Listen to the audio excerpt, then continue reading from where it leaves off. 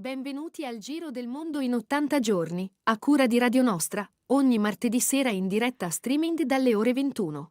Allacciatevi le cinture. Si parte. Buon ascolto.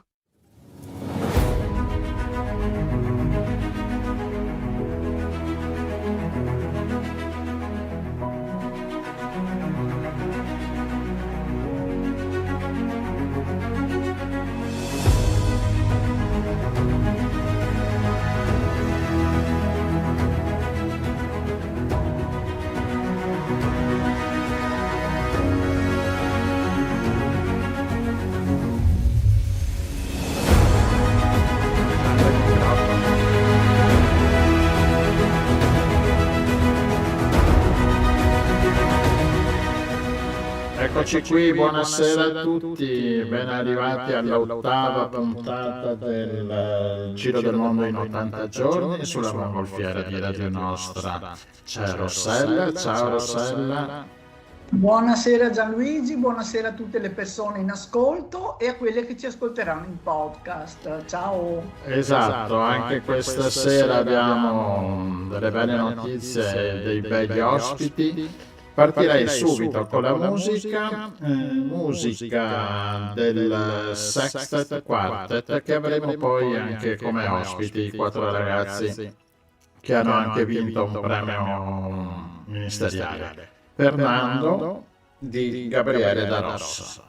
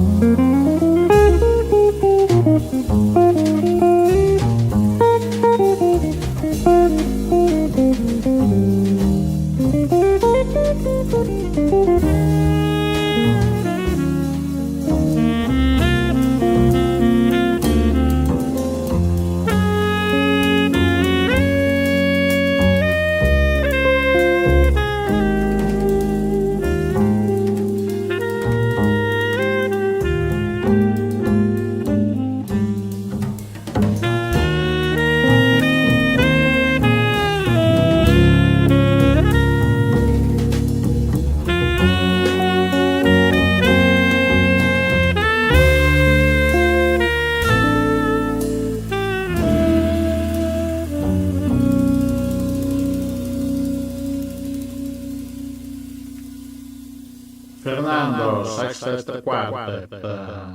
Bene, allora Rossella, con la nostra mongolfiera dove andiamo? Andiamo a trovare il nostro amico guida naturalista, e dove ti trovi Tiziano? Tiziano Fiorenza che si trova Udine. a Udine. Udine. Ecco, l'avevamo avuto già in Sì. trasmissione qualche martedì fa perché ci ha raccontato di questo animale, devo dire, molto affascinante, il gatto selvatico. E l'altro giorno abbiamo visto che è stato liberato un gattone che forse era stato ferito. Com'è? Sì, sì, innanzitutto buonasera e grazie mille per l'invito. Ecco, sì, quel gattone lì è stato investito, un trauma da un animale che è sopravvissuto a un investimento automobilistico. Una volta rimesso in sesto, giustamente è stato liberato e munito per la prima volta anche di radiocollare e quindi avremo modo di seguirlo nel prossimo futuro, vedere come si comporta, dove gira, cosa fa, eccetera. Quindi avremo ulteriori informazioni sulla specie che non sono mai abbastanza. Certo, è comunque un animale, sì, abbiamo visto le foto, insomma, veramente molto affascinante. Però invece abbiamo chiamato Tiziano questa sera per parlare di altri animali che si aggirano per il Friuli, no? E in particolare rettili e anfibi. Esatto, non solo per il Friuli Venezia Giulia, ma anche per il Veneto, quindi in tutto il nord-est Italia, che è la mia zona in cui mi muovo di più. Sì, anfibi e rettili che sono animali spesso trascurati, chiamati a volte piccola fauna, quando non addirittura odiati, no? Pensiamo ai serpenti, alle vipere, qualcosa che striscia, rettile vuol dire proprio animale che striscia, qualcosa che qualcuno mi dice sempre mi fa venire un brivido lungo la schiena quando vedo una cosa del genere, no? E quindi è importante in realtà, prima di tutto sfatare i miti, imparare a conoscerli e quando conosciamo le cose anche cominciamo forse a abbattere questi timori verso questi freddi animali. Freddi animali perché sono animali eterotermici, a differenza di noi mammiferi e del gatto selvatico di cui abbiamo parlato qualche settimana fa, la loro temperatura corporea dipende direttamente dall'esterno, ma sono da qui dalla temperatura dell'ambiente. Ma sono animali ancora interessanti, oltre che per questo motivo, anche perché vivono in ambienti che devono essere naturalmente integri, no? Quindi anfibi e rettili, se non vivono in ambienti naturalmente integri, tendono a scomparire o a estinguersi. Quindi la loro presenza e la loro numerosità è un sinonimo di salute ambientale. In particolare gli anfibi, che sono dei vertebrati che si chiamano così anfibi, quelli della doppia vita, quindi una fase acquatica e una fase terricola, che nella loro interezza a livello mondiale, salvo 1 o 2 specie, sono considerate in grave diminuzione, quando non in pericolo d'estinzione. Ecco, questo sono animali quindi per me più interessanti, molto interessanti e da tenere sotto osservazione proprio per vedere la salute del nostro ambiente, che conseguentemente è la salute anche di noi esseri umani. Cioè se gli anfibi e rettili sono in salute, anche noi umani siamo in salute. Se gli anfibi e rettili cominciano ad andare in difficoltà, hanno difficoltà a sopravvivere o addirittura scompaiono, prima o poi queste conseguenze negative arriveranno anche su di noi. Grazie per dire queste cose, Tiziano, perché purtroppo, per esempio, nel posto dove abito io, nel giro di 10 anni, c'erano dei bellissimi carbonassi, adesso ci racconterai un po' quali sono i rettili e gli anfibi che possiamo vedere più facilmente. E adesso non li vediamo più. E c'erano un sacco di ranocchie che stavano a bordo piscina e erano molto buche, insomma, sembrava che... E adesso gli hanno fatto la guerra e quindi anche quelle sono sparite. Ecco, quindi... Purtroppo, c'è sia la persecuzione diretta, no, per esempio il carbonasso, che ha molti nomi, qua nel nord-est comunque lo chiamiamo tutti carbone, charbon, biscarbon, carbonasso, che indica chiaramente qualcosa che è di colore nero, no, questo grande serpente nero, su cui ci sono delle leggende sulla sua pericolosità, aggressività largamente esagerate. È un animale in realtà innocuo, a lui in realtà amerebbe anche vivere vicino a noi, perché in realtà l'uomo lo favorisce un po' a volte con l'agricoltura, con tutti i topi che ci sono intorno alle case a cui dà la caccia, eccetera. E lui magari può subire soprattutto la persecuzione diretta, ma poi ci sono altre forme. Cioè, i serpenti non muoiono, per esempio, soltanto perché vengono uccisi, ma ci sono anche modi indiretti di eliminare questi animali. Per esempio, il traffico veicolare. Moltissimi animali vengono investiti e onestamente è quasi difficile impedire l'investimento. Non so perché a volte possiamo anche andare piano, ma questo animale arriva all'ultimo momento e lo investiamo con la macchina. Poi ci sono mille altre attività che sfavoriscono questi animali. Questo nel caso dei serpenti come il carbone, ma poi quando andiamo a lavorare su animali come dicevi tu, le ranocchie di bordo piscina, ecco, che sono anfibi, e gli anfibi vengono sterminati. Una volta le rane si mangiavano, no? C'era la famosa rana, le cosce di rana, eccetera. Adesso sfido chiunque ad andare a trovare le rane per sfamare un'intera famiglia. È difficile, sono poche le rane, oltre che è vietato. Ma in realtà questi animali subiscono, oltre alla persecuzione diretta, che comunque per fortuna è sempre meno, l'antropizzazione del territorio, le sostanze chimiche usate in agricoltura, erbicidi e insetticidi sono micidiali per questi animali, li sterminano senza pietà e non c'è modo di fermare questo abuso di sostanze chimiche in agricoltura. Poi parliamo anche nel caso degli anfibi proprio del traffico veicolare, perché questi animali, per esempio, hanno un posto in cui svernano e un posto in cui si riproducono. Nel momento in cui si risvegliano in primavera, fanno una migrazione e attraversano spesso arterie stradali e vengono falciati a milioni lungo le strade, un vero disastro. Poi abbiamo varie forme di inquinamento, la cementificazione del territorio, la distruzione delle zone umide. Questi animali, gli anfibi, hanno bisogno delle pozze, dei laghetti, tutte queste zone dove devono riprodursi. Spesso magari nelle zone turistiche vengono scosparsi, per esempio, ma anche adesso per l'arrivo di nuove specie di zanzare dall'Africa tropicale o dall'Asia tropicale che portano malattie, vengono irrorati di sostanze chimiche. Questo, se da un punto di vista, diciamo, della salute ha un senso, ma sono comunque sterminanti per gli anfibi. Quindi gli anfibi sono molto a rischio di estinzione. E noi però nel nord-est siamo, diciamo, in questo quadro desolato, conserviamo ancora diversi contingenti molto belli di questi animali. Cito una specie su tutte, che è la rana di Latast, no? Che è un'endemita, vuol dire una specie esclusiva di queste zone, della foresta planiziale, la foresta lupanica romana, che comunque ancora tenta in tutti i modi di sopravvivere nei nostri territori. E in alcuni posti, per fortuna, ci sono ancora delle belle popolazioni. Ecco, da questa partenza, da queste popolazioni, dobbiamo ripartire a rivedere tutta una gestione, diciamo, più, usiamo un termine moderno, ecocompatibile, cioè diciamo più rispettoso dell'ambiente rispetto a quanto abbiamo fatto fino ad ora.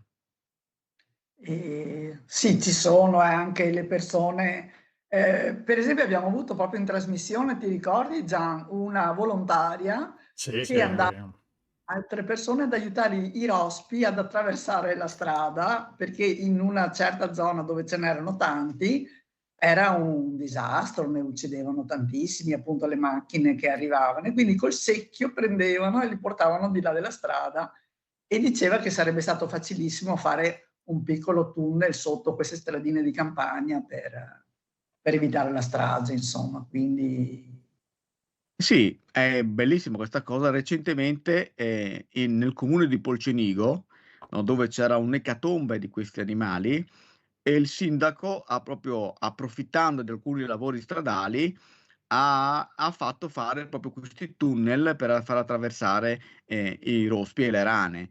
Teniamo conto che in tutta Europa è normale fare questi interventi, cioè normalissimo, nessuno si scandalizza. Ecco, in quel caso lì il povero sindaco di Polcenigo è stato pesantemente insultato, eccetera, perché diceva, ecco, adesso chiudi il traffico per 4 rane, no? Purtroppo noi da questo punto di vista culturale siamo ancora lontani, veramente lontani anni luce da quello che dovremmo fare. Cioè, il sindaco tra l'altro non ha chiuso la strada per fare questi tunnel, l'ha chiuso perché c'erano lavori da fare e nel frattempo ha fatto anche questi, quindi ha colto l'occasione. Però, sì, nonostante tutto, si è preso un sacco di critiche. Qua la cultura, diciamo, media, bisogna lavorarci ancora tanto su queste cose, ecco. sì, sì. Complimenti però al sindaco di Polcenigo da parte nostra. Assolutamente sì, Eh, l'abbiamo sostenuto, è stato bravissimo. diciamo, una delle poche cose rosa e belle in un panorama grigio di cemento di tutto il resto. Ascolta, io sto mandando, mentre parli, metto anche le immagini che ci hai fornito, immagini anche i video, che sono dei bei video anche molto ben particolari. La difficoltà di fotografare e filmare questi piccoli rettili. Sì, innanzitutto io sono naturalista, oltre che guida naturalistica, e per me quando approccio questi animali, siano anfibi o rettili o qualunque altro animale selvatico, per me la mia prima priorità è quella di non disturbare l'animale selvatico. Anzi, ritengo che una fotografia sia molto più realistica, più bella se l'animale ha una posa naturale, non sia spaventato, non sia. Quindi questa è la principale cosa. Quindi la prima cosa che devi fare è studiare gli animali, studiare il loro comportamento, capire fino a che punto ti puoi avvicinare, fino a che punto puoi stare vicino a loro senza interferire nella loro vita, no? Oggi la tecnologia ci aiuta tantissimo perché abbiamo macchine fotografiche digitali con lo zoom, eccetera, tutte queste cose qua che rispetto al passato ci aiutano molto di più nel nostro lavoro, diciamo. Quindi cosa si fa? Prima si studia l'animale, si studia dove per esempio un serpente prende il sole, si termoregola quando ci sono le belle giornate, dove la rana sta ferma, dove magari gracida, eccetera, eccetera, oppure anche un colpo di fortuna che vedi l'animale a un certo punto riesci a riprenderlo e fai queste riprese. Normalmente perché vengano bene devi usare un cavalletto, devi avere molta pazienza, chiaramente. Per esempio, se sai che un serpente uscirà fuori in quella determinata pietra, a volte può capitare che lo vedi scappare dentro un buco e poi lì ti apposti e aspetti fino a che tu sai che prima o poi uscirà. Però magari uscirà anche dopo 3/4 d'ora, un'ora, no? Devi avere pazienza, ma quando esce i risultati sono spettacolari come quelli che ti ho fatto vedere, come vi ho mostrato a voi, insomma. Ecco. Complimenti. Eh, Ascolta, Freya, sì. qualcuno, qualche preferito? Lo so che bisogna volere bene a tutti, però insomma poi magari c'è un No, animale. sì, guarda, il mio animale preferito in assoluto, ma in assoluto proprio non la gazzetta sera, in assoluto è la raganella, no? La raganella che l'ho messa nella copertina del libro Anfibi del Friuli Venezia Giulia, è un animale che è stato forse il primo animale con cui ho trovato da piccolo, che si riproduceva nelle pozze sotto casa, quindi me le portavo a casa e le vedevo crescere e tutto il resto. E poi perché proprio fine anni 80 abbiamo lavorato su queste specie perché abbiamo scoperto che sotto il termine raganella c'erano più specie in realtà differenti e quindi le andavamo a prendere per fare uno studio genetico. Abbiamo scoperto per esempio che in Italia da noi vive una specie endemica italiana che si chiama raganella dell'Italia settentrionale, Ila intermedia perrini, mentre per esempio a Tarvisio a Trieste c'è un'altra specie ancora. Quindi queste cose qua, la raganella è sicuramente l'animale che più mi piace in assoluto. Però poi crescendo ti affascinano anche animali che vengono considerati pericolosi, quindi la gente, diciamo, tende a scappare e la curiosità di capire se la gente ha ragione o no mi ha portato a studiare i serpenti, in particolare le vipere. Noi nel nord-est Italia abbiamo ben tre specie di vipere, una cosa molto rara, se non unica a livello europeo. Abbiamo la vipera comune, abbiamo la vipera dal corno, che forse è quella più temuta, e abbiamo il marasso, che possono vivere addirittura nelle stesse vallate, se non addirittura si possono trovare nella stessa tana, in alcuni contesti delle prealpi Caniche e delle prealpi Giulie. Non solo, abbiamo anche visto che la vipera aspis e la vipera modites, pur essendo due specie completamente diverse, non di rado si ibridano tra di loro e la loro prole è fertile. Questa è una cosa eccezionale che stiamo studiando qua nel nord-est Italia. E poi è interessante capire anche, appunto, se sono veramente animali pericolosi o no. E allora sappiamo che la vipera è velenosa, può mordere un escursionista, può mordere una persona sfortunata, con tutte le conseguenze del caso, che fortunatamente non sono quasi mai mortali, anzi abbiamo moltissimi anni in cui non abbiamo casi mortali. Ecco, imparare a distinguere realmente una vipera da un serpente, per esempio, e sapere cosa fare quando eventualmente un disgraziato evento, una vipera ci dovesse mordere, è una cosa che mi ha portato anche ad avere quindi questo fascino verso gli animali che strisciano senza zampe, i più temuti dalle persone. È vero, per qualche motivo ancestrale, chissà poi, no? Nei secoli così. Boh, io li trovo molto affascinanti, però però insomma sì, a molte persone fa impressione. Sì. E i rettili oltre alle vipere che ecco, quelle sì, fanno un po' paura, devo dire, anche perché mi hanno appena raccontato un episodio, insomma, non in Italia, in Albania, forse sono anche vipere diverse lì. In Ehm, Albania c'è la vipera dal corno che c'è anche da noi.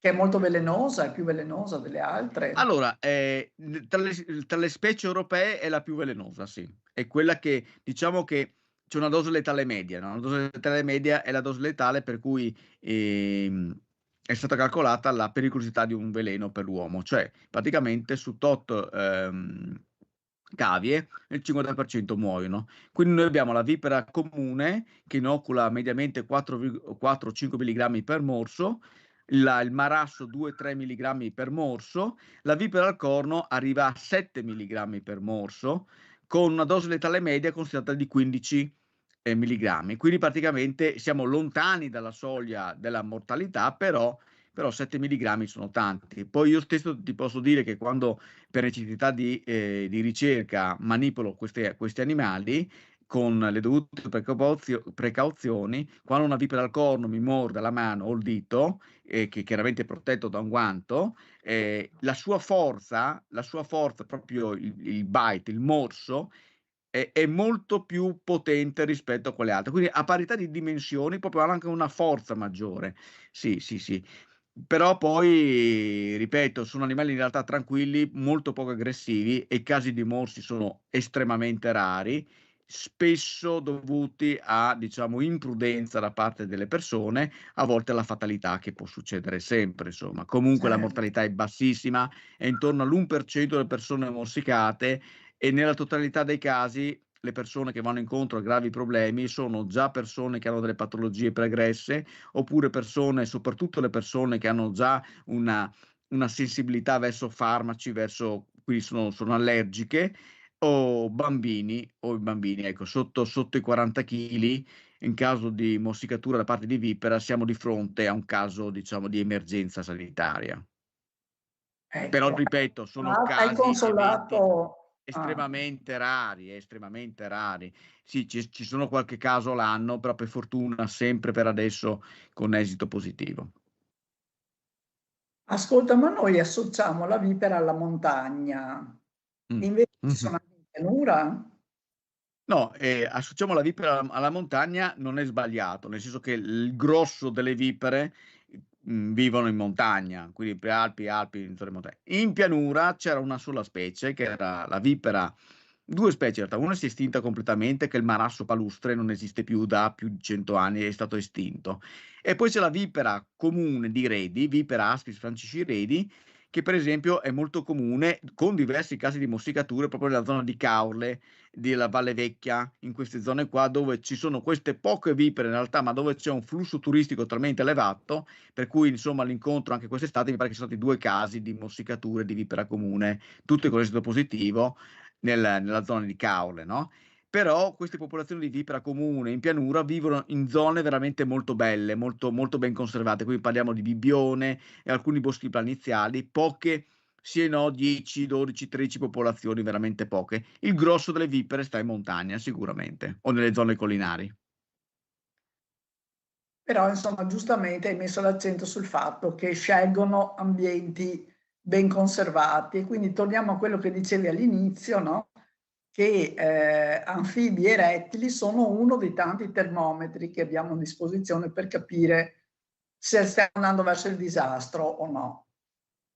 Sì, sì, ripeto, anfibi e rettili, gli anfibi ancora più dei rettili, sono veramente il termometro più principale, gli indicatori proprio che qualcosa sta andando veramente storto a livello planetario, e non sto parlando solo del nord-est, a livello planetario le cose vanno veramente male.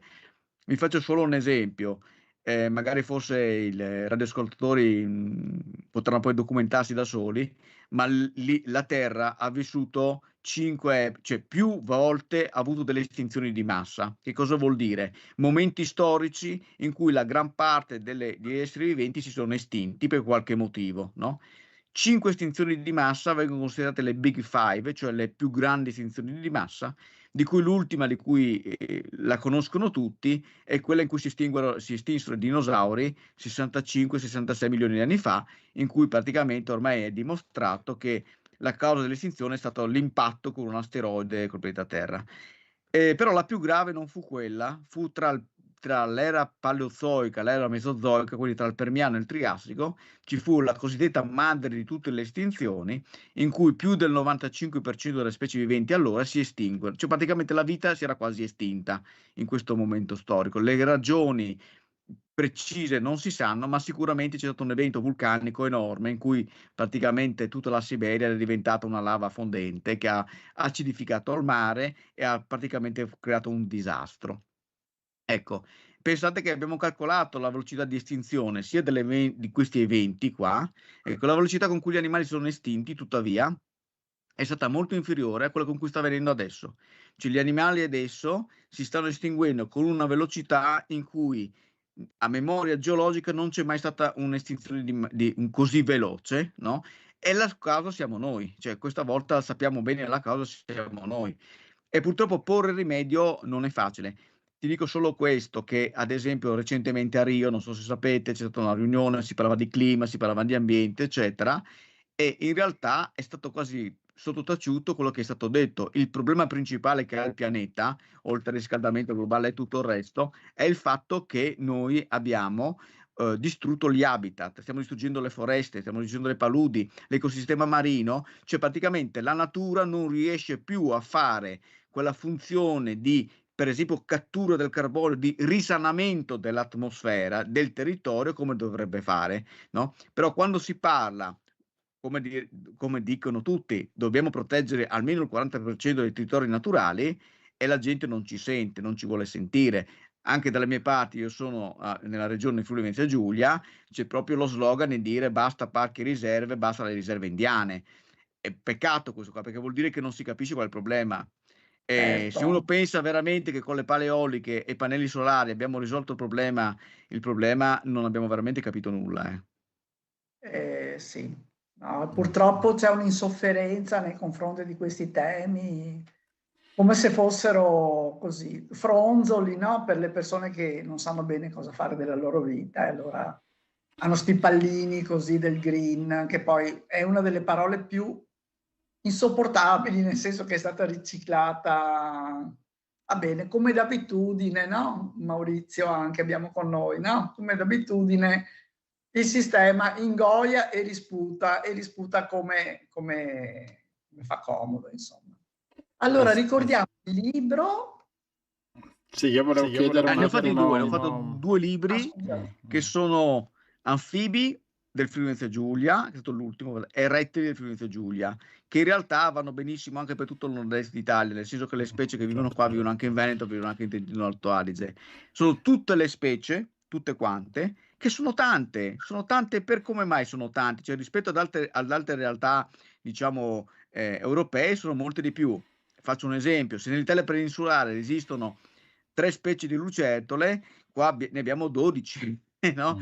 Se abbiamo una specie di vipera, qua ne abbiamo 3, di raganelli ne abbiamo 2, quando da altre parti ce n'è solo una. Quindi abbiamo veramente una ricchezza, e a parte che vi potete fare un bel regalo con questi 2 libri, insomma, cosa bella così adesso è dicembre, vi dicevo prima che questi animali sono animali eterotermi, quindi vuol dire che la loro temperatura dipende da quella esterna. Adesso fa freddo, loro sono in uno stato di letargo, di ibernazione, quindi non li vediamo, se non in alcune belle giornate. Poi in primavera, fine inverno, cominciano a uscire fuori e proviamo questa volta magari a non avere paura quando vediamo qualcosa che striscia, a essere curiosi e vediamo che animali sono, e vediamo che ci sono animali straordinari. Vedremo che ci sono rane verdi e rane rosse, rospi verdastri, rospi bruni, salamandre giallo-nere e salamandre nere. E per quelli che vanno sotto le grotte, nel Carso, potranno vedere una specie di salamandra, diciamo, quasi bianca rosa, con delle grandi branchie rosse, che è il proteo, l'unico animale troglobio che abbiamo in Eurasia, insomma. E poi andando in montagna potremo vedere un animale che ci fa paura, che ha un disegno dorsale zizzagante che si chiama greca, no? E che quella lì è un marasso, quindi una vipera. Magari staremo un po' faremo un po' più attenzione. Ecco, per convivere con questi animali bisogna conoscere. Una volta che si conosce, tutte le nostre paure vengono superate e un po' di prudenza. Quindi se andiamo in montagna, andiamo in un luogo naturale, la cosa importante è sufficiente avere un paio di scarpe e pantaloni lunghi e questo ci preserva da qualunque tipo di problematica, diciamo, con questi animali, soprattutto con le vipere che ci fanno paura. Ecco, spesso e volentieri purtroppo vedo che sempre più le persone approcciano la natura come se fossero a casa loro, come se fossero in un Luna Park, quindi vanno in ciabatte, vanno con i pantaloncini corti. Ecco, questo è un modo, non si tratta di impedire alle persone la libertà, ma è un modo di affrontare, diciamo, l'ambiente naturale in modo errato. Ecco, bastano un paio di scarpe, un paio di pantaloni lunghi e siamo a posto. E l'occhio per guardare gli animali. Volevo chiederti, visto appunto che facevi questa comparazione, diciamo, Nord Italia, principalmente il nord-est, con l'altra parte d'Italia, il geco, ce l'abbiamo, oltre il nostro ascoltatore che ci sta ascoltando, il geco 2960, il geco in Friuli c'è? Sì, salutiamo intanto Geco, com'è? 1960. 2960. 2009, allora salutiamo. Certo, il geco c'è sia in Friuli Giulia che in Veneto. Sono due specie, in realtà. Quello più comune, guarda caso, si chiama geco comune, Tarentola mauritanica, che ultimamente, in questi ultimi anni, è favorito da due fattori, sia dall'uomo, che involontariamente lo sta portando un po' ovunque, soprattutto pensiamo adesso alla moda di piantare ulivi, per esempio, no? Che arrivano dal sud Italia, eccetera, quindi portano anche questi animali che arrivano dalle zone più calde, ma poi anche il cambiamento climatico in corso, che è innegabile, sta aiutando questi animali, perché con la temperatura media che in questi ultimi anni nel nord-est è aumentata di circa 1,5 gradi, 2, questi animali ci vanno a nozze. Quindi se soltanto, per esempio, 50 anni fa i gechi erano esclusivi della zona costiera, quindi parlo Laguna di Venezia, Laguna di Caorle, Laguna di Marano, il Triestino, no? Ecco, adesso li trovi tranquillamente a spingersi fino addirittura alla fascia prealpina, quindi stanno benissimo e sono destinati ad aumentare ancora di più. E poi abbiamo il geco verrucoso invece, che è una specie più piccolina, più carina, cioè nel senso non sono tutti e due carini, ma più rosato, più gracile, che invece è più raro, localizzato in pochi posti. Per esempio nel nord-est lo abbiamo sicuramente nella città di Trieste e in pochissime altre località. Va bene. Se volete prendere i libri di Tiziano Ferro, di Tiziano Fiorenza, non canto bene. Fai degli bei scatti però con la macchina fotografica e poi metteremo sotto il link per poterli ordinare. Insomma, fate anche un bel regalo se volete. Tiziano, grazie mille e ci sentiremo per altri momenti naturalistici. Grazie mille a voi, spero che gli argomenti siano stati interessanti. Sì, come sempre. Sicuramente. Anche perché noi facciamo sempre notizie interessanti. Giusto. Bravo. Auguroni allora, auguroni a tutti. Bene. Ciao, grazie. Grazie.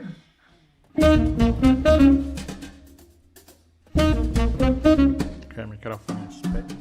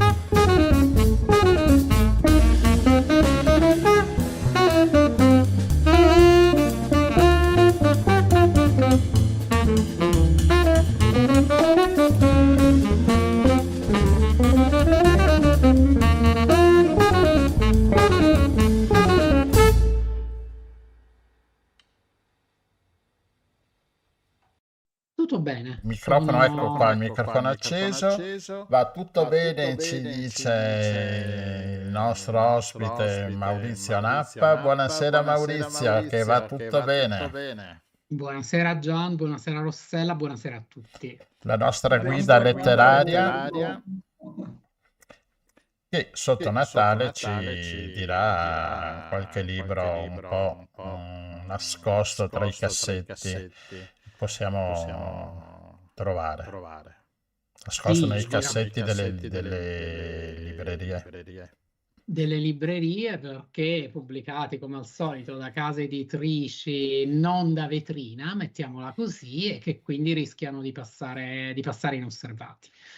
Vi racconto di 2 libri che costituiscono i miei regali di Natale per tanti amici. Sono stati pubblicati nelle ultime settimane, dopo l'estate, entrambi dopo l'estate. Uno è uscito a settembre, l'altro a fine ottobre. E sono 2 libri che mi hanno toccato particolarmente, lo sapevo dal momento in cui li ho comprati, perché trattano temi che mi sono in qualche modo cari, in qualche modo vicini.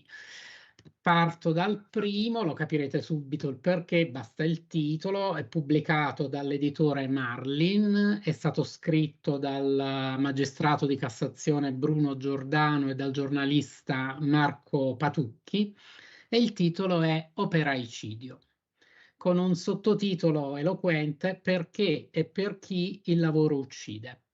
Le storie, le responsabilità, le riforme. Sapete bene che io mi occupo di sicurezza sul lavoro da un bel po' di anni, più di 26. So bene che ogni infortunio che sia mortale o meno, è evitabile, eppure la percezione non è questa. La Ecco, percezione... grazie per sottolinearlo, ecco, perché... Sì, la percezione è che siano delle cose che capitano, delle fatalità, che è il prezzo da pagare per lavorare. Non è così. Non è così, e soprattutto insomma, una valutazione dei rischi adeguata, una mitigazione dei rischi adeguata, un rispetto delle regole permettono a tutti noi di tornare a casa la sera così come siamo andati a lavorare la mattina. Se noi pensiamo che il numero di, parliamo dell'Italia adesso, il numero di infortuni mortali si aggira attorno a 3 al giorno, e stiamo parlando di numeri 5 volte maggiori dei femminicidi, i femminicidi che provocano giustamente tutta la nostra indignazione. Ci domandiamo però come mai non ci indigniamo per gli infortuni sul lavoro, per le morti sul lavoro, che una volta si chiamavano addirittura morti bianche. E adesso questo termine è un po' in disuso, questa espressione è un po' in disuso, però insomma la gente continua a morire. Quindi cosa hanno fatto i 2 autori? Partendo dalle storie di tante persone che hanno perso la vita, giovani e meno giovani, uomini e donne, italiani e stranieri, c'è di tutto in questo libro, hanno ripercorso un po' la storia d'Italia degli ultimi anni in tema di lavoro, hanno messo in evidenza che, se è vero che l'Italia non è messa peggio delle altre nazioni d'Europa, ma questo comunque non ci consola, perché No, certo, un infortunio mortale è un infortunio di troppo. un infortunio mortale è una storia che si spezza, sono delle famiglie, degli amici che soffrono per sempre. Quindi, insomma, i numeri lasciano, a mio parere, il tempo che trovano. La bellezza di questo libro è di aver trasformato i numeri in persone, di aver dato voce a queste persone che non ci sono più e di aver analizzato un po' come sono accaduti questi infortuni. Quindi prevalentemente, chiaramente nel settore operaio, nel settore comunque dell'edilizia, nel settore manifatturiero, ma abbiamo anche i famosi infortuni in itinere, quelli, gli incidenti, insomma, gli incidenti automobilistici o comunque su strada. C'è il discorso dell'amianto in questo libro, insomma, le morti silenziose, l'amianto, questo killer silenzioso che per anni appunto ha mietoto vittime fino a che non ci sono state poi delle leggi dedicate e ovviamente gli effetti poi sono, come dire, sono stati differiti nel tempo, quindi non è che il problema si sia risolto così da un giorno all'altro. Parla anche dei lavoratori, ma soprattutto delle lavoratrici del sesso e anche lì di alcune morti per malattie, per contagio, eccetera, eccetera, eccetera. E quindi, appunto, tutta una casistica di tante persone e di cosa non va, di cosa si potrebbe fare di diverso. Per esempio, in Italia noi abbiamo diversi enti di controllo che però non comunicano tra loro. Non esiste una banca dati unica. Quindi succede, io lavoro nell'industria chimica, succede spesso di venire ispezionati, perché poi l'industria chimica chiaramente è una delle industrie ad alto rischio, quindi si viene giustamente ispezionati regolarmente, ma non parlandosi gli enti tra loro, o almeno non in maniera organica, non in maniera coordinata, c'è anche il rischio. Per esempio, mi è capitato il mese scorso in uno dei miei stabilimenti, abbiamo avuto un'ispezione di 4 ispettori contemporaneamente, di 2 enti diversi. È surreale. Che tra l'altro non hanno trovato nulla perché appunto le cose andavano come dovevano andare, però voglio dire come dire, ci si concentra magari su certe attività e vengono tralasciate delle altre attività. Insomma, è un dato di fatto che il maggior numero di infortuni mortali accade nell'edilizia, oltre che sulla strada. Quindi, insomma, E sembra quasi che sia inevitabile, no? In edilizia.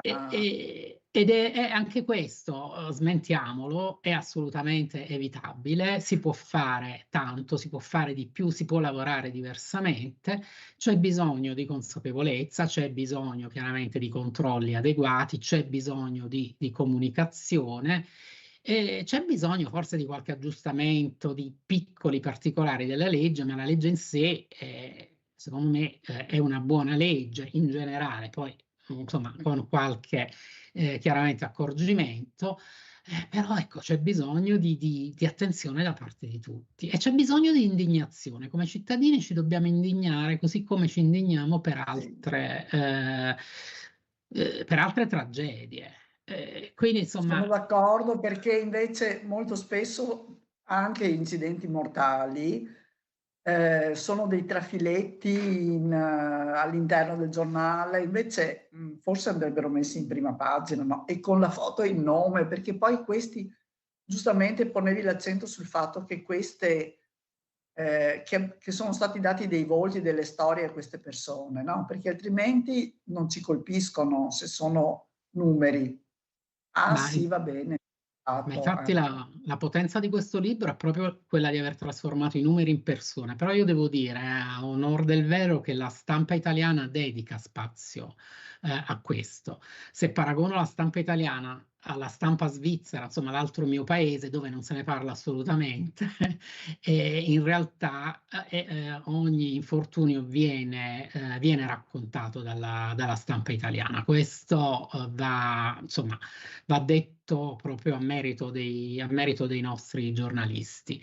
Però ecco, dobbiamo anche ricordarci che insomma noi come cittadini dobbiamo tenere alta l'attenzione su questi temi. Io, permettimi un aneddoto personale di qualche anno fa, quando ero candidato alle elezioni, ero in Svizzera, quindi insomma ero candidato tra gli italiani all'estero, chiaramente tra gli italiani all'estero c'è la possibilità di esprimere preferenza quando si vota, e io, insomma, era chiaro che il mio tema principale era la sicurezza sul lavoro, e quando facevamo le campagne elettorali era quello che, insomma, io portavo dei temi che la gente non voleva sentire. Si preferiva sentire magari il ricercatore o non so, il geologo, quello che vuoi, ma questo tema qui si preferiva evitarlo in qualche Ma, modo. po' Quindi, ma, insomma, scomodo, un ma tema questo scomodo. anche tra i lavoratori, parlando si cerca sempre di glissare e di non sì, pensare.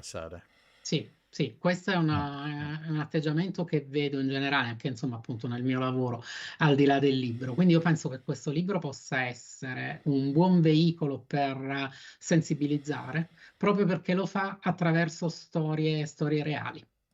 Quindi non è forse tanto natalizio, non è consolatorio, c'è un libro insomma, che ci indigna, ma forse è necessario, forse dovremmo indignarci un po' di più in questo periodo. Sì. Siamo diventati molto apatici, Magari non votiamo più, quindi è- insomma, è una speranza perché il prossimo anno ce ne siano non più 3 al giorno, ma speriamo 0. È difficile, ma ridurre un attimino. è difficile, ma è possibile. Certo. Tu sai che io seguo diversi paesi, quindi diversi stabilimenti della mia azienda. Io ti posso dire che quest'anno, dal 1° gennaio, in tutti i miei stabilimenti io ho avuto un infortunio solo minore, uno. Quindi se si lavora in un certo modo, se capiamo il fatto che gli infortuni si possono prevenire, si possono evitare, si può anche riuscire. Secondo Quindi me è più consapevolezza del rischio da parte dei lavoratori e anche da parte dei lavoratori qualche no potrebbe anche starci bene, no? assolutamente, investimenti, perché non è che le cose, Certo. cioè, insomma, adesso non rendiamo i lavoratori responsabili di tutto quello che accade, assolutamente no. La valutazione si deve partire da un'identificazione dei pericoli e da un'adeguata valutazione dei rischi e mitigazione delle conseguenze, quindi investimenti, quindi misure organizzative, procedure, regole. E chiaramente tutto questo poi deve essere rispettato, quindi formazione, consapevolezza. Esatto. Insomma, alla fine la ricetta ce l'abbiamo, però dobbiamo impegnarci tutti a seconda dei propri ruoli, delle proprie responsabilità, per far sì che questa piaga sparisca. Quindi, insomma, un libro che ci può aiutare a capire quello che ci accade attorno. Ecco, insomma, Un libro che che speriamo per chi lavora non sia l'ultimo viaggio quando va a lavorare. Ecco, l'ultimo viaggio mi dà il là per parlare dell'altro libro, del secondo libro, che è scritto da uno scrittore che a me piace tanto, Angelo Ferracuti, che tra l'altro aveva scritto anni fa un libro su un'altra strage sul lavoro che si chiamava Il costo della vita, una storia operaia. Ed è grazie a quel libro che io cominciai a seguire Angelo Ferracuti. Ha scritto stavolta L'ultimo viaggio, pubblicato da Il Saggiatore, con un sottotitolo molto eloquente, Storie di vita e fine vita, e il libro è corredato dalle fotografie di Giovanni Marruzzini. Quindi storie di vita e fine vita, anche qui capite da soli di cosa stiamo parlando della dignità della morte, di cosa significa morire con dignità, cosa significa vivere senza soffrire. Perché ho citato il suo libro precedente? Perché il suo libro precedente, poi di tantissimi anni fa, ne ha scritti tanti altri, perché grazie a quel libro io lo contattai, insomma, sui social, quindi lo cominciai a seguirlo, perché appunto mi aveva colpito, aveva toccato dei temi a me cari. E qualche anno fa, sicuramente prima del Covid, non riesco a ricordare l'anno, ma ricordo benissimo il giorno, era il 16 agosto, perché era il mio compleanno, leggo un post di Ferracuti che scrive: sto arrivando a Zurigo in una delle case della morte E io fraintesi questo post pensando: "Dio, sta accompagnando qualcuno a morire", e gli scrissi in privato, dico: "Guarda che io abito qui, se hai bisogno di qualcosa, se hai bisogno di sostegno", pensando che, stesse affrontando questo viaggio per motivi privati. In realtà lui stava venendo in Svizzera, stava andando in Svizzera, insomma io allora ero lì per motivi professionali, proprio per visitare queste famose case della morte, venivano chiamate così, e, mi disse: "Sì, io non insomma non parlo tedesco, se mi accompagni così magari mi aiuti se ci sono problemi di lingua". Chiaramente problemi non ce ne furono, le nostre interlocutrici parlavano italiano, ma quello che facemmo fu andare insieme negli uffici della Dignitas, che è una di questi enti che si occupa di suicidio assistito. Ce n'è un'altra pure molto famosa che è Exit, in Svizzera, e dopo aver insomma raccontato un po' l'attività della Dignitas, dopo aver spiegato tutto quello che facevano, poi ci portarono a visitare una di queste casette della morte. Dovete sapere che in Svizzera questi edifici, questi appartamentini, queste villettine, non so come chiamarle, si trovano in zona industriale perché un referendum di tanti anni fa le fece spostare, le fece allontanare dai centri abitati, perché insomma diciamo che gli abitanti dei villaggi, dei paesi, delle cittadine erano infastiditi dalla tristezza, insomma, dei familiari che chiaramente piangevano i loro amati. Quindi queste casette si trovano nelle zone industriali. E anni dopo questo episodio è stato incluso nel libro L'ultimo viaggio, assieme a tanti altri. Quindi Ferracuti ci racconta praticamente raccoglie delle testimonianze delle persone che lavorano in queste strutture o negli hospice, o insomma che hanno avuto delle persone care insomma che hanno deciso a un certo punto di farla finita, di morire, di mettere fine insomma ai loro giorni perché affetti da malattie incurabili. E c'è questo viaggio in Europa, sicuramente Zurigo, Basilea, ma anche Berlino, in particolare con delle strutture che si occupavano di assistenza ai drogati, ma insomma in fase terminale, nella Scandinavia, in Olanda. E poi ci sono chiaramente anche delle storie italiane, non so, c'è quella di Lucio Magri che appunto si recò in Svizzera per il suicidio assistito, storie comunque insomma di dolore ma di tanto tanto amore, perché anche lì chiaramente è una scelta, insomma non stiamo dicendo viva, insomma suicidiamoci, non è assolutamente questo, ma si vuole far capire che anche questa è una possibilità che andrebbe rispettata da chi decide insomma, di percorrere questa strada. Quindi sì, è un libro che in qualche modo ho visto nascere senza sapere che stava nascendo un libro. È bella questa storia, è bello questo aneddoto. No, vabbè, mi permetto di raccontarlo perché mi ha citato nei ringraziamenti, quindi insomma penso che Caspita. possa. Sì, infatti è la prima volta che mi capita una cosa del genere, ma penso quindi che si possa dire tranquillamente, Sì, ecco, insomma. complimenti. No, non è un tema facile, però è un tema col quale dobbiamo fare i conti, perché credo che tantissimi di noi abbiano fatto o stiano facendo l'esperienza di persone molto malate che non Sì, desiderano più continuare a vivere, se vita si può chiamare. Purtroppo le cure che oggi abbiamo a disposizione possono prolungare veramente oltre il sensato, insomma, no? La vita che non è neanche più vita, per cui sì, è un tema da affrontare, e quindi grazie Maurizio per questa sollecitazione, perché tendiamo un po', come nel caso delle morti sul lavoro, a mettere la testa sotto la sabbia, però sì, infatti ho scelto questi due libri per oggi proprio per questo, proprio per dire, ecco, insomma, guardiamoci attorno. guardiamoci Eh, attorno. Il messaggio voleva essere questo stavolta. Ripeto, rispetto agli altri anni dove vi consigliavo dei libri più leggeri sotto Natale, quest'anno ho cambiato registro, però Hai fatto ecco, bene, abbiamo bisogno di pensare.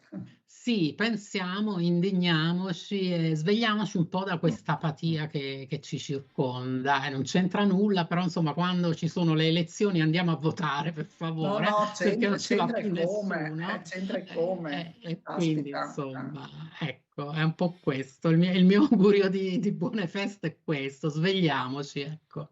Grazie Bene, grazie Maurizio. Maurizio. Grazie a voi, Grazie e buone tutti. feste anche a te. Alla prossima, Anche a Alla te. grazie. prossima. Ciao ciao. Ciao. Ciao ciao. Ciao, ciao, ciao.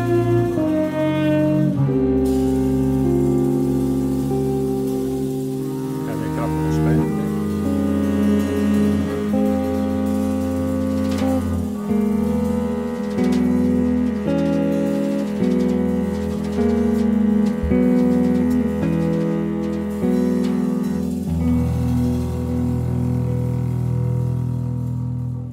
Ok, adesso potete venire. Abbiamo Nolan ho messo Nolan prima parte. Ciao Cristian. Ciao. Ciao Costantino, che è l'autore di questo pezzo. Ciao Lorenzo. Ciao Gabriele. Il batterista Gabriele, che ti saluta, il percussionista Danilo.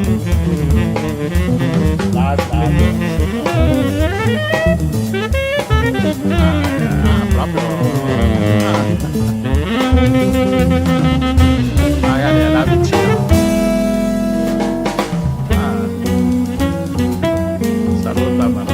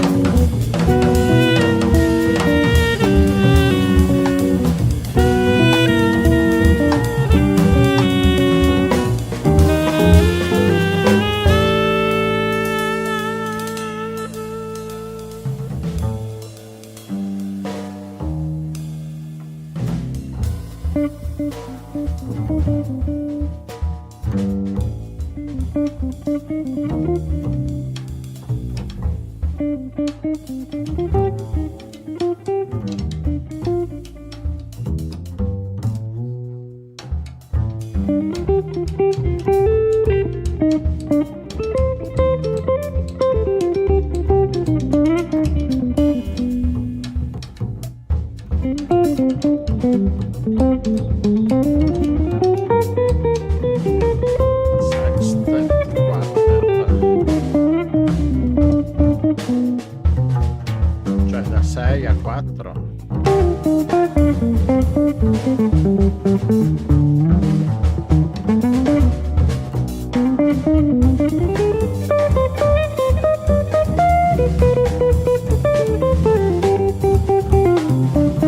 Sto ascoltando questo Nolan sotto. Ha un po' di batterini anche.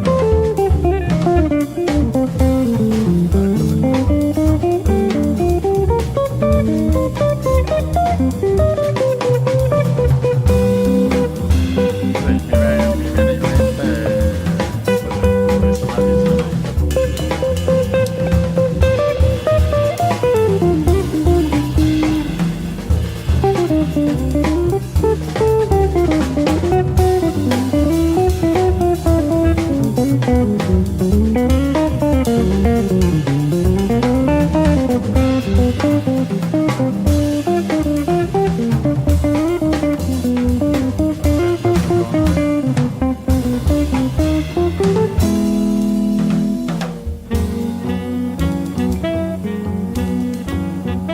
ecco sfumo Nolan, che sentiremo poi una seconda parte dopo l'intervista a chi? Al gruppo che ha suonato, che ha composto questo brano. Il brano è di Costantino Angelilli. Ce l'abbiamo qui con noi. Buonasera ragazzi, ciao a tutti. Ciao a tutti. Ciao, Buonasera.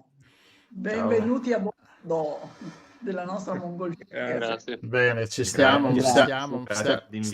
stiamo un po' strettini, ma insomma ci stiamo, a parte il contrabbasso che dà un po' fastidio qua al gomito perché stringe. Allora, chi è il capobanda? Se esiste un capobanda. Nessuno, direi. Tutti quattro Siamo capitani. Esatto. Allora, siete reduci anche dal Premio Nazionale delle Arti con proprio freschi il 30 novembre, no? Sì, esatto. Allora, questo premio, raccontateci un attimino che cos'è questo premio. Allora, questo premio praticamente è un premio indetto dal MIUR che riassume tutti i conservatori d'Italia ed è un concorso che appunto vede le migliori, tra virgolette, formazioni dei conservatori che appunto partecipano a questo concorso, diviso in più giornate, semifinali, finali. E niente, per fortuna quest'anno abbiamo vinto, ci siamo, diciamo, meritati questo primo premio, siamo molto contenti, è stata una bella sfida. Questo premio è con le scuole, no? Siete come conservatorio di Vicenza, no?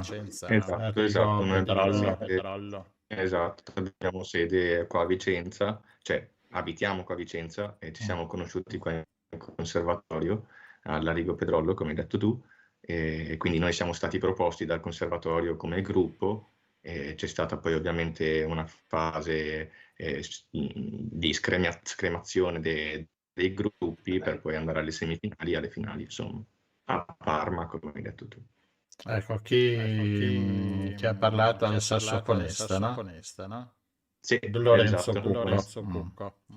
Perché così adesso metto anche l'immagine di tutti voi separati, eccoli qua. E allora, Sextet Quartet da 6 a 4. Com'è questa storia? Sì, è un po' un gioco di parole che abbiamo fatto noi praticamente, perché all'origine eravamo divisi in due tri diversi, cioè io, il contrabbassista, Gabriele, batterista, avevamo un trio con Lorenzo che era sassofonista e poi ne avevamo un altro, sempre io e Gabriele, con Costantino. E quindi ci trovavamo in conservatorio e a una certa abbiamo deciso di unire i due tri praticamente. E quindi per formare un sestetto, però in realtà siamo sempre noi quattro. È un sestetto che è diventato quartetto. Vabbè, insomma. Esatto. Ascoltate, siete anche, fra poco uscirà anche un disco, un lavoro che avete preparato, di cui anche abbiamo sentito questi brani questa sera. Sì, uscirà con l'etichetta Da Vinci a marzo. È il nostro primo lavoro discografico. Questo è Cristian Guidolin che parla, contrabbassista. Esatto, sì. Siamo molto contenti di questo lavoro. Ci abbiamo appunto lavorato tutti insieme. La cosa bella di questo gruppo è che, non essendoci un leader, ci scambiamo le idee in maniera circolare e quindi ognuno dice la propria sugli arrangiamenti, su come approcciare il pezzo e così via, insomma, portando ognuno il proprio bagaglio, diciamo, culturale e musicale all'interno del gruppo, insomma. Sì, ma ci saranno discussioni un po' vibranti? Oppure... Ogni tanto sì, ma riusciamo sempre a trovare una quadra, insomma. Poi, perché siamo anche amici, insomma, quindi riusciamo sempre a Quindi trovare anche Bisogna peggio. trovarla la quadra. È un po' come una relazione, bisogna un po' giocare anche sui compromessi, a volte bisogna dare un qualcosa e si riceve qualcos'altro.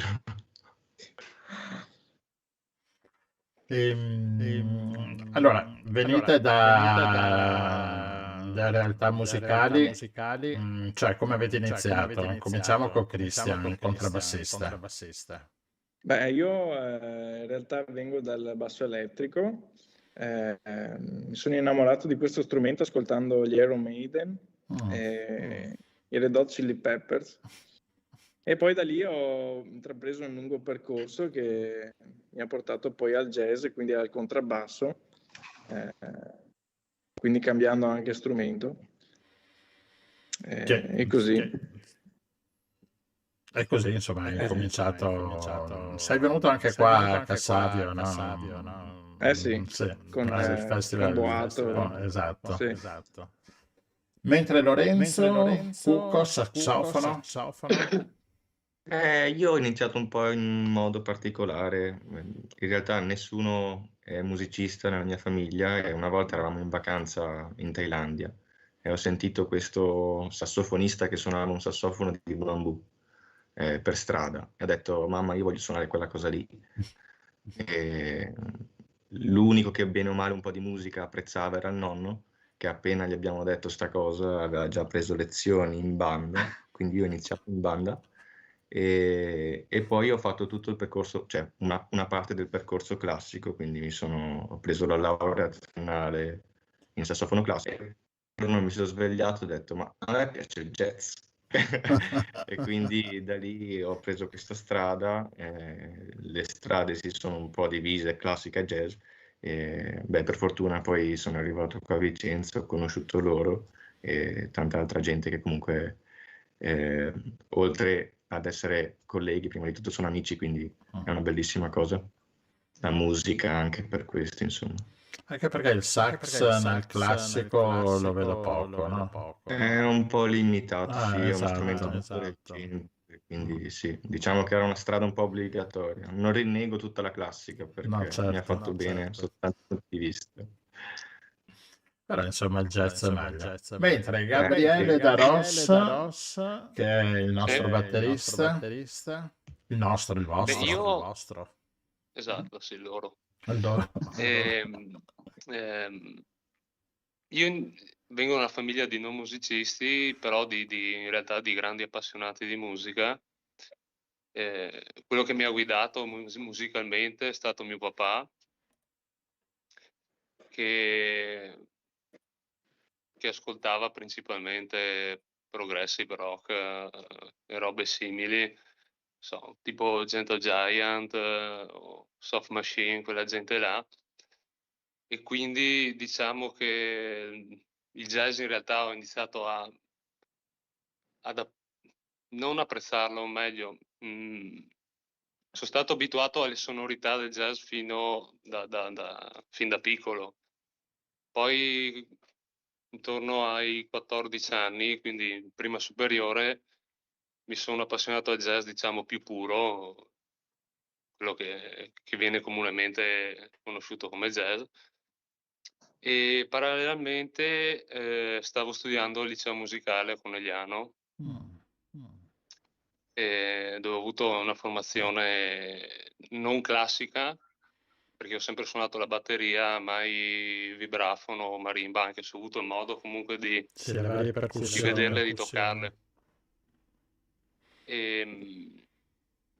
Sì, poi oltre allo strumento ho studiato anche un po' in realtà di armonia classica, storia della musica al liceo e poi sono arrivato al Conservatorio di Vicenza, che ho trovato veramente essere un magnifico posto. Bene, manca Costantino Angelilli che non so se sei l'autore o siete autori tutti quanti dei vari brani. Il disco contiene brani che insomma ci sono dei brani miei, c'è 2 brani di Lorenzo e anche un brano di Gabriele che forse sentiremo oggi. Quindi sì, più o meno tutti ci dedichiamo alla scrittura. Ecco. Ok, sì, siete equilibrati. Sì, poi in realtà il grosso del lavoro è sempre quello che si fa insieme quando ci si incontra, quindi conta poco il punto di partenza in qualche modo, da chi arriva l'idea, poi è sempre qualcosa che prende vita suonando, ecco. Ascolta, tu come hai iniziato?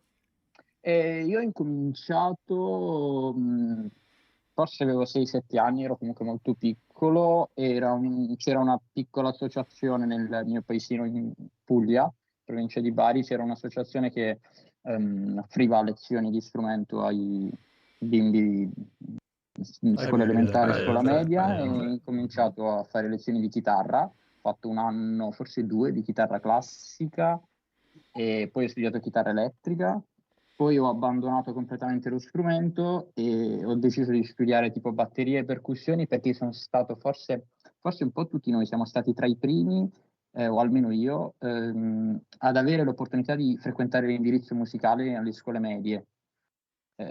Quindi forse stiamo parlando di 15 anni fa, purtroppo probabilmente. Sì. E quindi sì, poi ho studiato 3 anni di percussioni, batteria, poi ho mollato anche quella, non ho più fatto musica fino al liceo, terza liceo, quarto liceo, in cui ho ripreso a suonare così da autodidatta la chitarra, e dopo il diploma ho incominciato a studiare con alcuni musicisti della zona che davano lezioni private, poi mi sono iscritto al conservatorio a Monopoli, dove mi sono laureato, e adesso sono 3 anni che vivo a Vicenza. Quindi sei venuto a incontrare i tuoi colleghi. Purtroppo sì. Quindi no, ma possiamo dire che tutte le strade portano al jazz, no? Perché chi arriva dalla musica classica, chi arriva dal rock progressive, però poi alla fine si arriva a questa musica meravigliosa, perché è una musica che ha a che fare con la libertà, per un sacco di motivi, quindi... Vero. Certo, Complimenti. Allora, il vostro prossimo lavoro quando uscirà? Marzo. Ok. Indicativamente marzo, sì. Come... Sarà un disco di 9 tracce, se non vado errato. Sono circa 45 minuti di musica. E saranno tutti brani originali. Ecco. Disco fisico oppure solo sulle piattaforme? Bene. Sia fisico, stamperemo diverse copie fisiche, sarà anche chiaramente disponibile in digitale su tutte le piattaforme, insomma. Va bene, quando esce mandateci un avviso che lo prendiamo subito. Volentieri. Ok. Va bene. Ascoltate, grazie mille. Adesso ascoltiamo la seconda parte. Ho dovuto dividere il tuo brano da 8 minuti in 4 e 4, ma insomma va bene lo stesso. Perché è difficile mantenere un brano da 8 minuti tra un ospite e l'altro, ma comunque lo riascolteremo tutto. Ragazzi, in bocca al lupo e prendete altri premi. E complimenti. Grazie ancora per l'invito. Grazie a voi. Ciao. Grazie mille. Salve.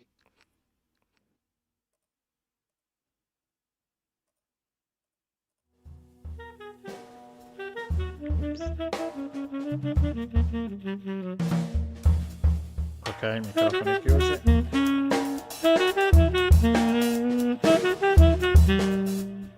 Bene. Va bene. Grazie a voi.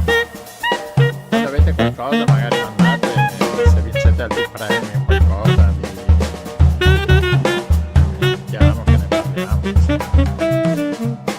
Va bene? Salutone.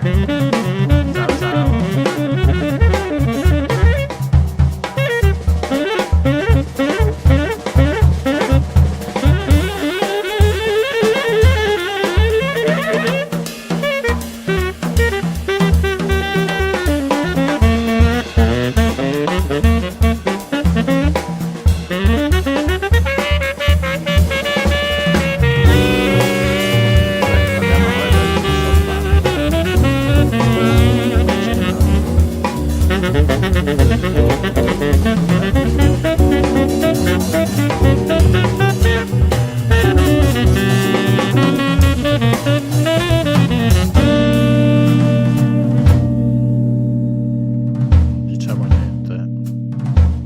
Diciamo che doveva esserci, ma non c'è.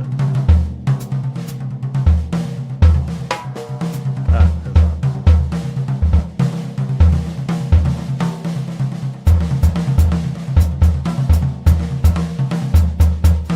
Sì.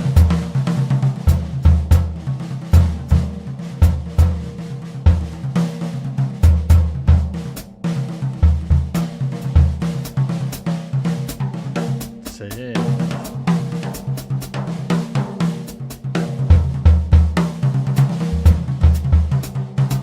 È stato David fa, potresti chiamare che hanno vinto appena adesso il premio nazionale.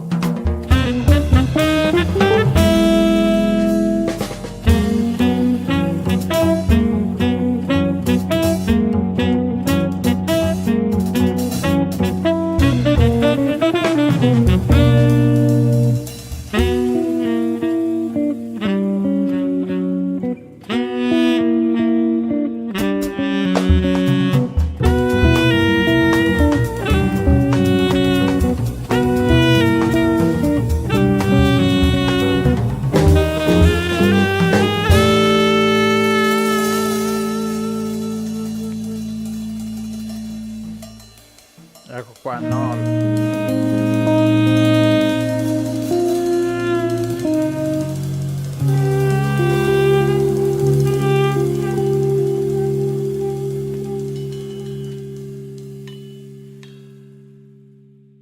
Nolan, Sextet Quartet, con noi a Radio Nostra.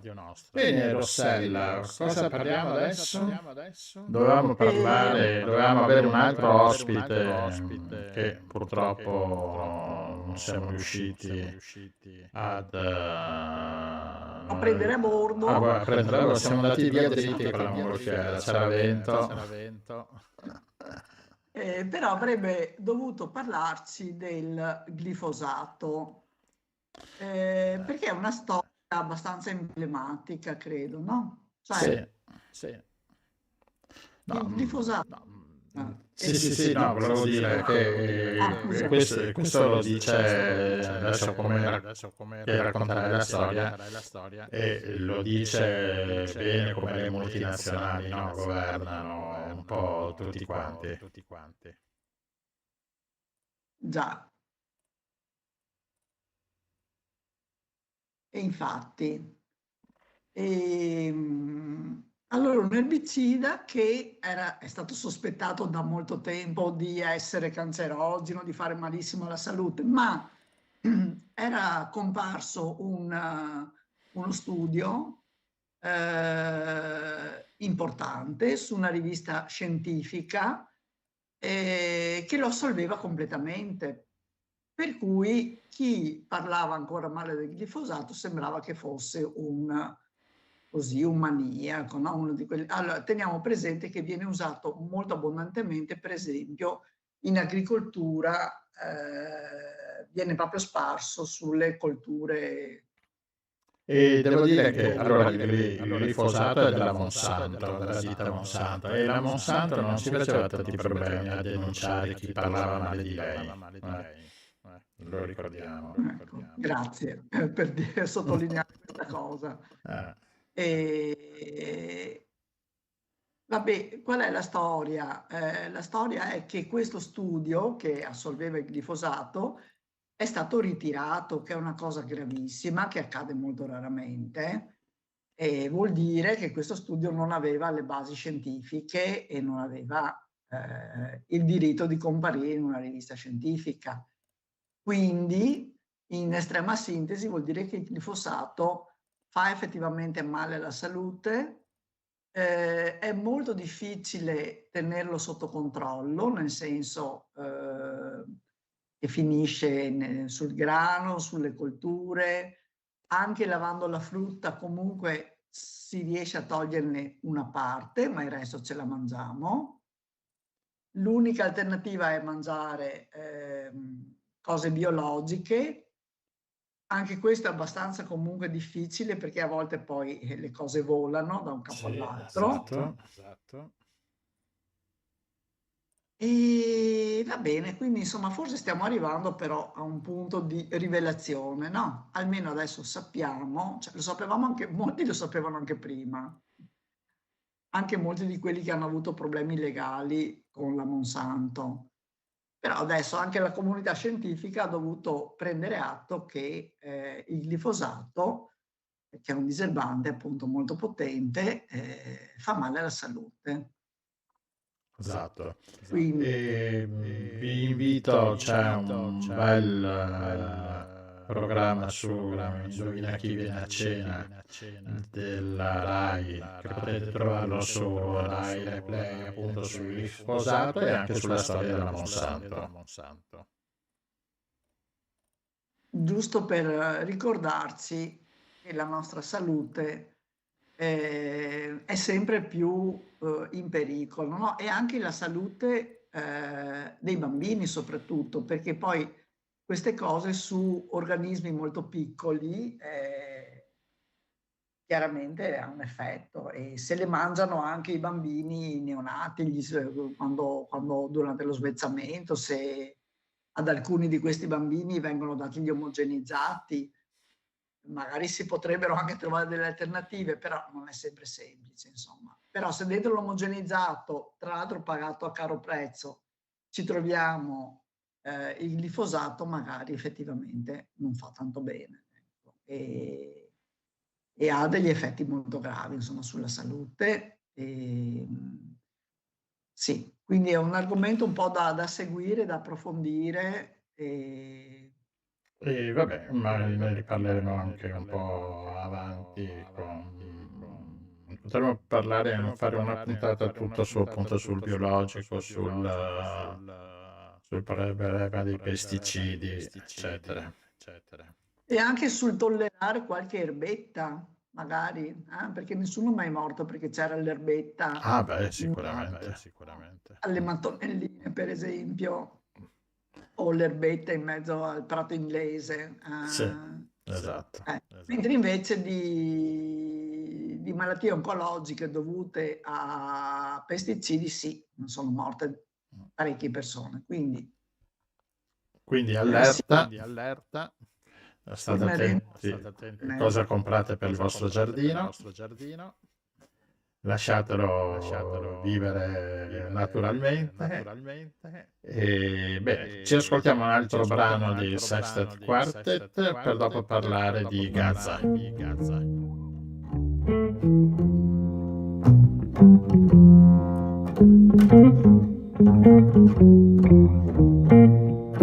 Ecco qua.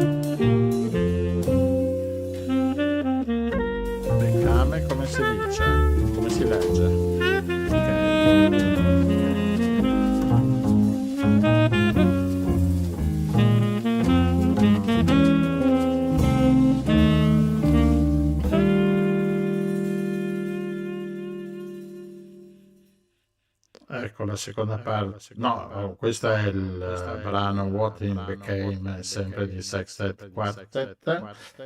E allora avevamo detto che parlavamo di Gaza, no? Rossella. Sì, allora Sami questa volta invece che dei soliti vocali che ci ha mandato dei video. Probabilmente anche lui non sa più cosa dire, noi non sappiamo più cosa chiedergli, perché veramente chiedere come va a Sami Abu Omar, che è a Gaza, è un cooperante e collaborava con una ONG italiana e faceva varie altre cose. Adesso comunque collabora con le cucine popolari e un sacco di altre cose, però insomma cioè sono 2 anni che ogni settimana ci dice la situazione è peggiorata e ci sembra sempre che debba invertirsi la rotta, invece non si inverte niente, no? Per cui forse non sa neanche più cosa dire e ci manda dei Ci ha video. mandato il video. Allora mando via il primo, vedete il maltempo e come sono organizzati. Allora, circa l'82% delle abitazioni è distrutto, sono stati spianati interi quartieri, quindi in sostanza per ripararsi le persone hanno 2 scelte: andare negli edifici semidistrutti, e questa settimana sono morte 11 persone nei crolli, perché con tutta la pioggia che è venuta gli edifici già pericolanti sono crollati, oppure ripararsi con le tende che vediamo. Purtroppo la maggior parte di quelle tende non sono tende come le intendiamo noi, no? Che vai nei negozi sportivi, compri delle tende che puoi andare a -20, ecco, sono rifugi di fortuna fatti con teli, con quello che è stato trovato. Precisiamo che fuori dalla frontiera, al valico di Rafah, ci sono le cose, magari non sarebbero sufficienti per tutti, però ci sono le tende e il valico continua a essere chiuso. Ogni settimana Israele dice che lo aprirà la settimana prossima e invece non entra. Quindi purtroppo questo è un altro problema. Un altro problema è che, vabbè, lo vediamo nel video, no? Sono 2 settimane che sta piovendo in quel modo, Sì. con di vento fortissime. Infatti adesso vediamo quella col vento che cercano di tenere questa tenda, come vedete, è fatta solo con dei bastoni e del nylon.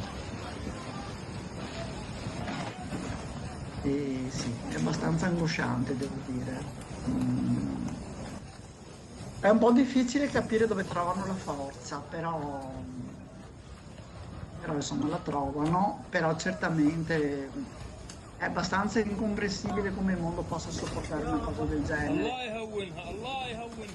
A volte viene fatta la domanda, no? Come mai non vi indignate per il Sudan, per esempio? Allora, premesso che l'indignazione può essere a 360 gradi e sicuramente ci indigniamo anche per il Sudan, quello che fa impressione qui è che c'è la volontà deliberata di far soffrire le persone, di far soffrire i civili, i bambini, le donne, le persone anziane, le persone disabili. E insomma è una situazione molto tragica, non so bene come facciamo a sopportarla noi, perché insomma anche la nostra umanità sì, ne va di mezzo. E tra l'altro oggi è arrivata la conferma che la denuncia, che Netanyahu aveva fatto ricorso contro la denuncia alla Corte Penale Internazionale per crimini contro l'umanità, ma questo ricorso è stato bocciato e quindi pare che verrà processato in qualche momento. Vedremo insomma come andranno avanti le cose. Ecco. Tra l'altro continuano a esserci problemi di approvvigionamento, nel senso che alcune cose arrivano, per esempio adesso il gas per cucinare, per riscaldarsi ci sarebbe, ma è a costi proibitivi in un posto dove da 2 anni non c'è lavoro ovviamente, fermo, l'economia è completamente ferma. Ricostruire Gaza, hanno fatto il conto, non mi ricordo più quanti miliardi potrebbero servire, molti miliardi, non è chiaro chi dovrebbe pagare, 70 miliardi. 70 miliardi, non è chiaro chi dovrebbe sganciare questi 70 miliardi e soprattutto i paesi donatori, che possono essere per esempio alcuni, per esempio gli Emirati, almeno in parte potrebbero pagare, vogliono prima essere sicuri che poi non vengano di nuovo distrutti gli edifici, come peraltro è già successo tante volte in Palestina.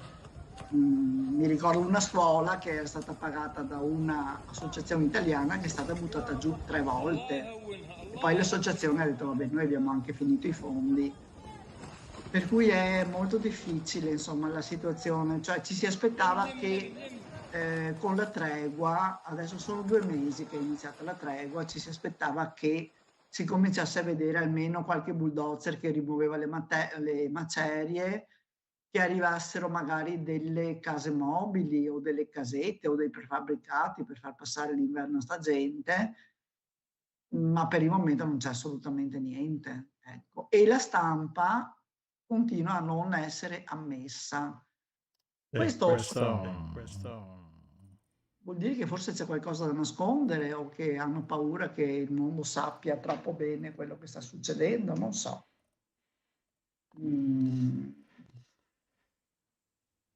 È abbastanza sconcertante, no? Il fatto che la stampa continua a non essere ammessa. Prima c'era la scusa che era pericoloso, a parte il fatto che ognuno è libero di decidere se vuole o no. Cioè le porte di guerra ci sono sempre stati e sono sempre andati dappertutto. Quindi, però adesso non c'è neanche più quella scusa, qualche bomba cade lo stesso, per sbaglio, così qualche cecchino continua a esercitarsi. Però insomma, anche questa scusa non regge. Va bene, vediamo se per la prossima settimana Sami ci invia qualcosa. E io direi di chiudere, Rossella, dando però una notizia fondamentale, che è quella Abbiamo una notizia che cambierà i destini del paese. Esatto, domani sera venite alle 20:45 a Cavallino all'area mercato, siamo lì che suoniamo il jingle jazz con la CT Bendaland, quindi venite e ascoltate un po' di musica fatta dalla CT Bendaland. E con questo chiudiamo, mettiamo la sigla. Sì, se non ci sentiamo prima, buon Natale a tutti, che ne abbiamo bisogno di essere più buoni. A Natale siamo tutti più buoni, vero? Sì. Telefoniamo a 2 o 3 personaggi in giro per il mondo, vediamo. Avete ascoltato Il Giro del Mondo in 80 giorni, a cura di Radio Nostra, in grazie a studio tutti. Rossella, Gianluigi, Grazie, Rossella, una produzione ci dell'Associazione La Rete. Vi aspettiamo a martedì prossimo.